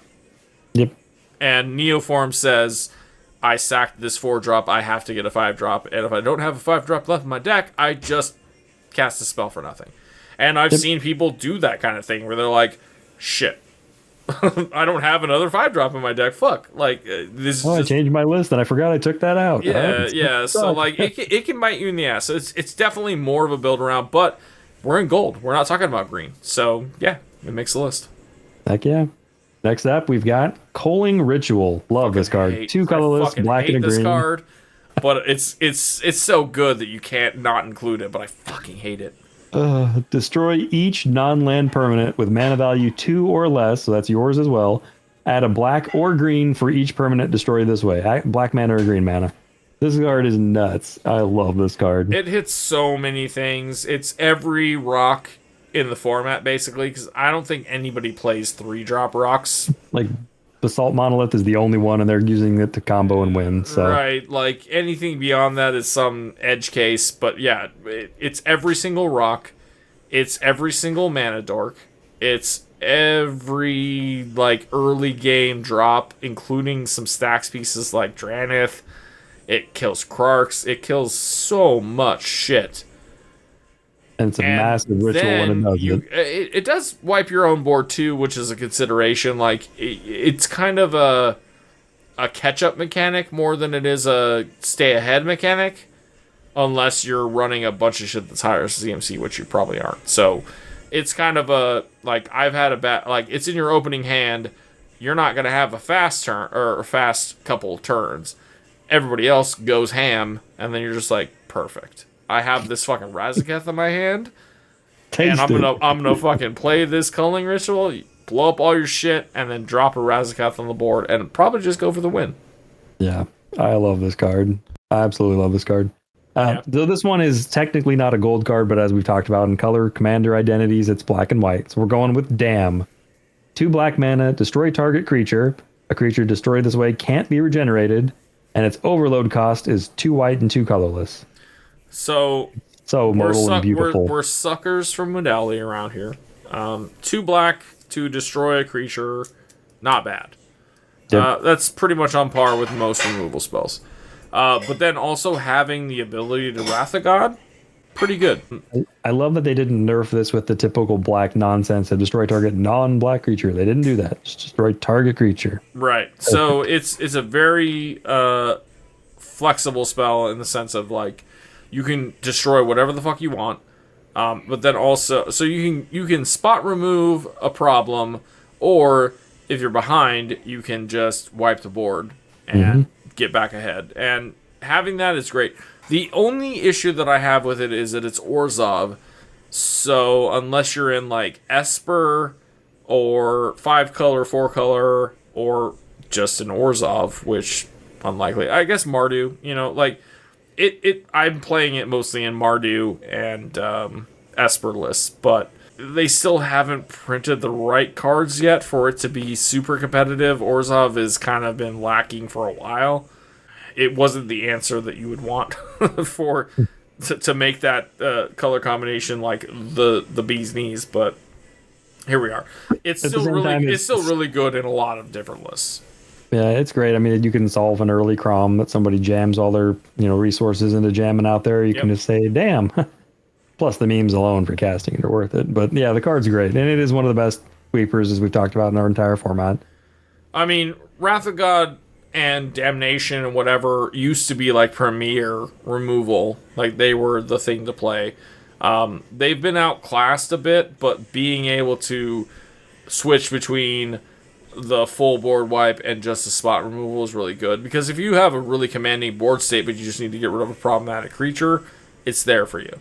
If you're behind, you have one creature out and everybody else is like fucking flooded, you just wipe the board and you break the parity. So it's very good, and modal cards are always going to be good.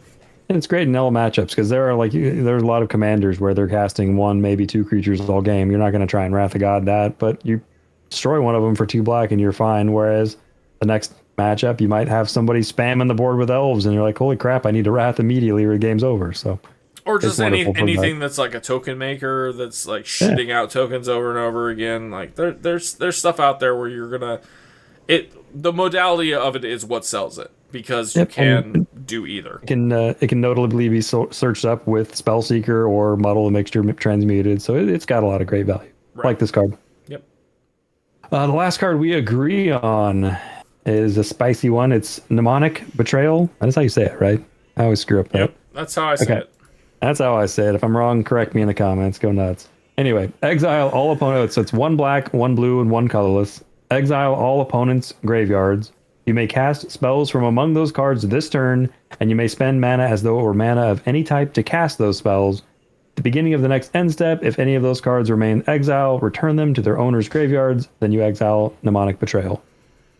Yep. So basically, you cast this.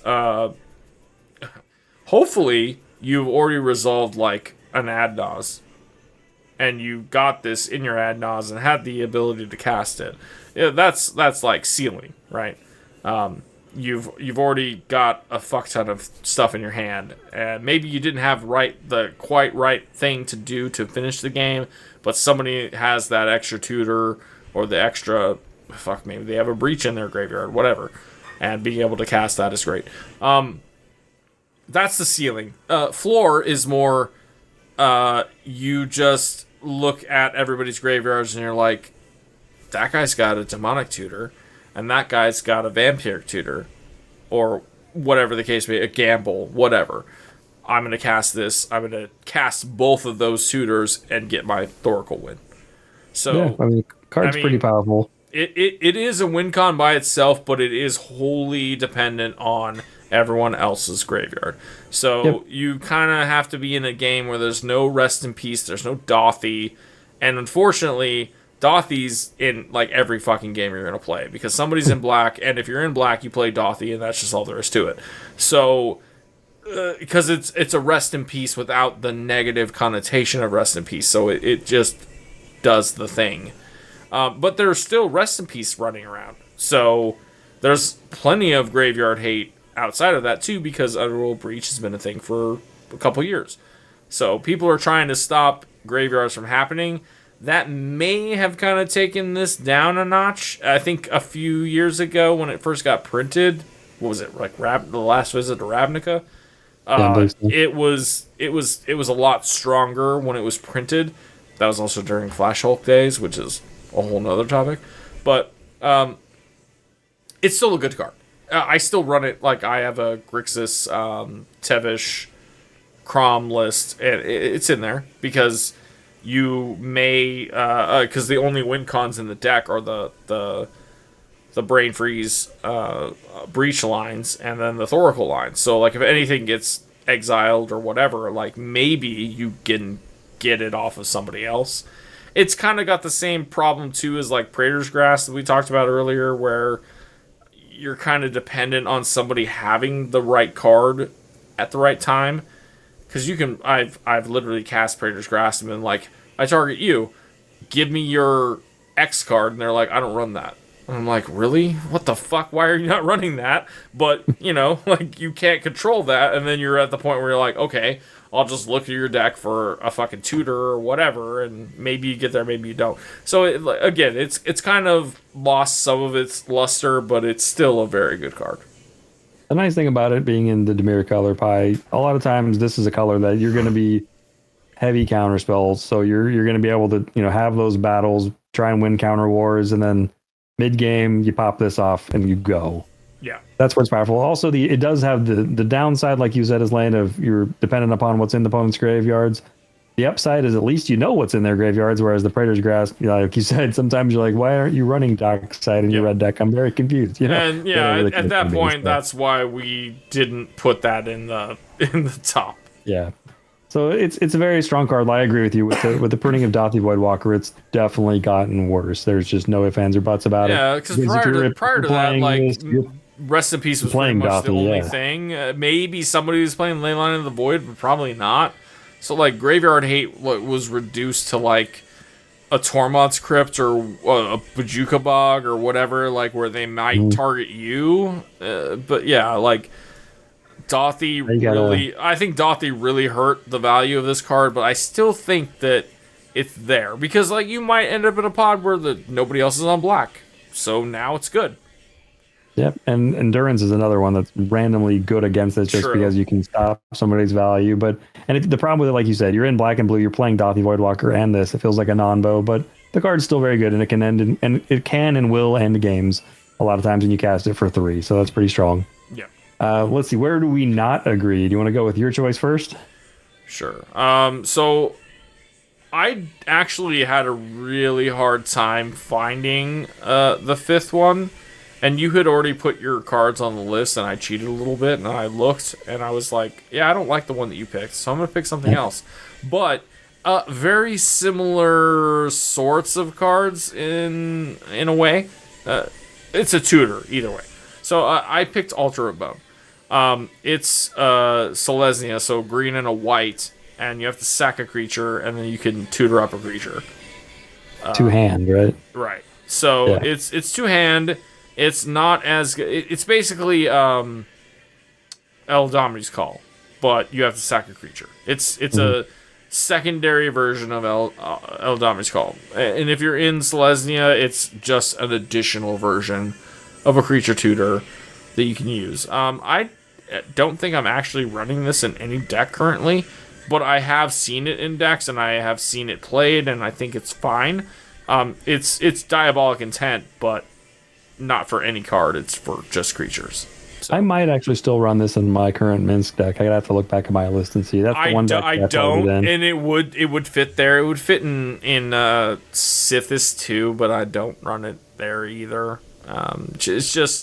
It's like I said, I had a hard time picking, and I looked to see what you picked, and I was like, yeah, that card's fine, but this card's basically the same shit.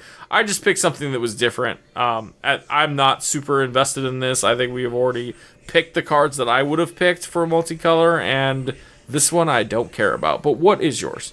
So, and here's where I would wholeheartedly disagree, because I'm actually pretty high on this card right now. I think it actually is really powerful, and I think it's underplayed, and I think the more people that try it will come to find out that I'm right. This card is nuts. Bring to Light, 3 colorless, a green and a blue, sorcery. It's got Converge. So search your library for a creature, instant, or sorcery card with converted mana cost less than or equal to the number of colors of mana spent to cast Bring to Light. Exile the card, shuffle your library. You can go up to 5? Up to 5, yep. So you can, and you may cast a card without paying. Deck, you can cast. You can pay Wooburg, cast a 5 CMC for free. Yep. Creature, instant, or sorcery. Gotcha. Now, where this card got a lot better is with all of the freaking treasures that everything seems like Wizards of the Coast is churning out has got stapled onto it. Make some damn treasure. Yeah. So you can cast this in a 2-color deck for 5 mana now, because for the full 5 pips, because you can probably create 3 freaking treasure and go to town. It used to see play in like Cody decks. I never even thought of that. Like, I didn't realize that you could do that. Yeah, it used to see play that in was why I read it as like it not being very good, because it's like, well, okay, it's 2 colors, and maybe you're running this in like a 2 or 3 color deck, so at most it can get a 3 CMC thing, I did not even think about treasures being able to just add the extra random mana. That's crazy. Yep. That's why this card, I think, if more people try it, will be shocked. This card's crazy powerful. Yeah, for 5 mana, you go instant creature or sorcery and cast it for free. It's just 5 mana, though. Like, 5 mana tutor, like, that's like... So, I used to run... I have run in several decks. Final Parting. Okay. It's tutor card to hand, tutor card to graveyard. It's great in World Gorger decks because you tutor the Gorger to grave, you put the fucking Animate Dead in your hand, you got the combo, right? Mm-hmm. It's 2 black and 3 generic. That, to me, is like the only 5 CMC tutor I've ever run. Period. Okay. It's the only one good enough. Only because it works with that. But, like, I still see where this is not bad. But, yeah, go ahead. So, hear me out on this one. So, look at our other specific list. So, Demonic Tutor, prime example. 1 black and 1, tutor a card to hand. If you tutor a 3-drop to hand, you still have to cast it. So, you're 5 mana for the same effect. Sure. I mean, that's just I think the more people that try this card will find that there is a crazy amount of power on this. I think it is totally underutilized in our format. 5 mana is a lot, but Adnos costs 5, and it's one of the best cards in our entire format. If you're able to Grim Hireling or Professional Facebreaker or Dockside into treasures consistently, then yes. Just because of the thing that I didn't think of, where you could sack them for the different colors of mana. I mean, think about how many decks do you play that randomly just have some treasure laying around? Lots. There you go. Yep. Yeah. Malcolm I never. Treasures, yeah. All right. Well, you've already convinced me. Bring to Light's going on there. Yeah. Like that's just automatically better than Alter. Again, I had a hard time trying to find that 5th one, but. That does seem pretty good. And honestly, in the deck that we're talking about, we're to the listeners, we're being specifically vague because we have something planned for the next episode where we're going to talk about a particular list and make some comparisons and whatever. But yeah, I saw it there and I cut it because I was like, this is garbage. And now that you've explained it to me, I'm like, oh, maybe I put it back. We'll see. Either way. Your argument, just because of the treasure, I never thought about that. It's nuts. Well, because I know there's some other cards that are like to like draw or do this or that, like draw X cards depending on the amount of spell or the amount of colored mana you pay. I never thought about it being optimal in something that's less than 5 color because you're just like, yeah, I have to tap these colors, but having the treasures. Wow. I'll take it. You got I think this card's great. I think people, if you've never cast this or never considered for your deck, think about it because it's actually a lot better than it reads. I think you probably still want to be in at least like 3 color for it to be a thing. I mean, I guess you could be in 2 color if you're in red. But if you're playing this, you're already in green blue, so you got to be in at least those. You're at least. So you got to be at least teamer. Yeah, teamer, and you're good to go, man. Because you can find Dockside or you can. That's what I'm saying, like 3+ because you have to have red and you have to have those 2 colors. So yeah. Yeah, and think about it this way: if you cast Gamble, then you cast Dockside. You've got 3 mana invested. Just get a Dockside, and you've had to discard another card. This 5 mana Dockside to the battlefield. It's not bad. I mean, it does cast the second spell, which is a weird downside because it could be countered. Sure. But it casts it for free, so. I don't know. I love this card. You didn't invest anything. Yeah, and you can't find an instant or sorcery. I mean, there are instant. Like I said, 5 mana. This is always used to find Adnos in Cody decks. You can play it in 5 color and find Adnos if that's your thing. You can find removal if you need removal, and you can find whatever any of the sorceries we've listed for the most part cost 5 or less. There is some exceptions, but yeah, card's great. It really is. It still feels like a consideration though. I'm still, obviously we're leaving it on the list, but it still feels like a consideration in the sense of like, it's 5 CMC regardless. 5 CMC for a tutor is fucking awful. But you gotta remember, because every single tutor we've talked about today is at most like 2 CMC plus X. So like, yes, it may cost more, but most of the time it's 2. But you got to remember this one tutors and then casts the thing you tutor for free. So it's Sure. that's where you got to. I mean, if your 2-mana spell is always finding your 3-mana spell, here you are. It's like you said, we're it's a consideration. Multicolored sorceries, so we're definitely sorceries, very limited. Sorceries definitely had to dig a bit, but I'm here to tell you, I think this card is better than 4 of the 5 white sorceries by itself. In all honesty, it's the only thing I honestly think this is better than everything but Sevinne's Reclamation in white. If you're looking at blue, I think it's better than everything other than Transmute Artifact and maybe Polymorph. But I honestly think it's better than all the rest. If you're looking at black, sure, there's great in black. You can do Reanimate, Imperial Seal, Demonic. If you're looking at black, it's worse than all of them, pretty much. I could argue it's better. I could argue it's better than maybe Imp Seal. Maybe Imp Seal, maybe Peered. I mean, this is going to be deck dependent. We'll go on.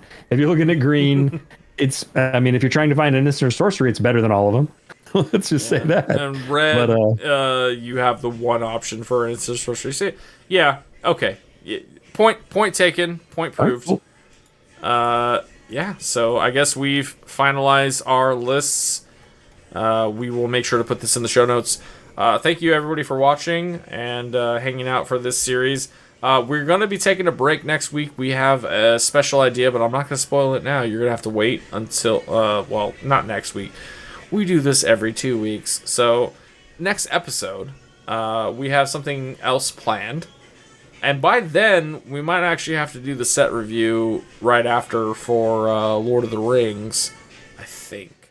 So we might not revisit the series for a while, but we still have enchantments, artifacts, and lands to do. So we are going to definitely finish the series before moving on to other topics. But again, we're going to probably break this up a little bit. I know for sure, next one, it's going to be spicy. It's going to be something different. We'll leave that to your imagination. But I think the question for the week was... what was the fucking question for the week? So we can either go with one of two, and I'll leave it up to you. We can say, why do green and black have so much better sorcery quality than the other 3 colors?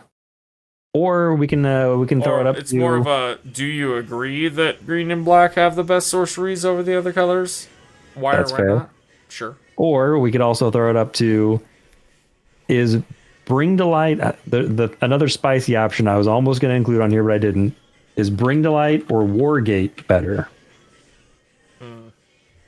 We didn't talk about Wargate, so we can leave it off. We didn't, but I also know what it was because it was in the same list we were talking about, and I also cut that, and I felt like both of them were not good enough, but I would love to hear feedback. So what is Wargate specifically? It's a band, so it's green, white, blue, and X. Search your library for a permanent card with converted mana cost X or less. Put it on the battlefield and shuffle, so you can get anything from a 0-drop, find a land, on up, and it scales.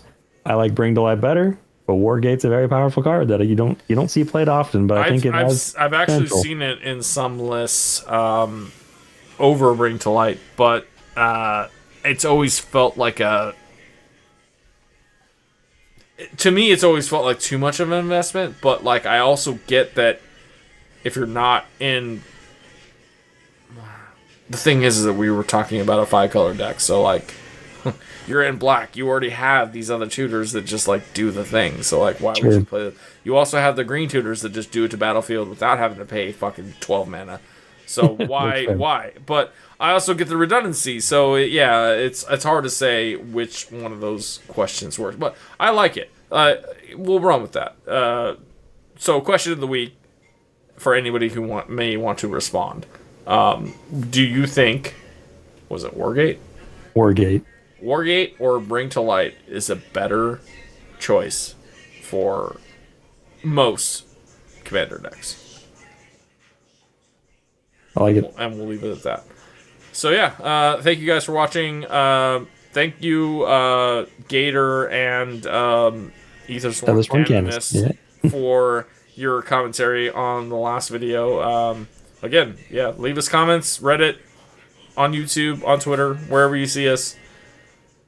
Throw it down in the comments. We will give our responses at the beginning of each episode, continuing on as long as we have the feedback. But otherwise, we'll see you guys in a couple weeks. We have a cool episode planned, And enjoy the rest of your evening, and we'll see y'all next time. Take care, everybody. Later.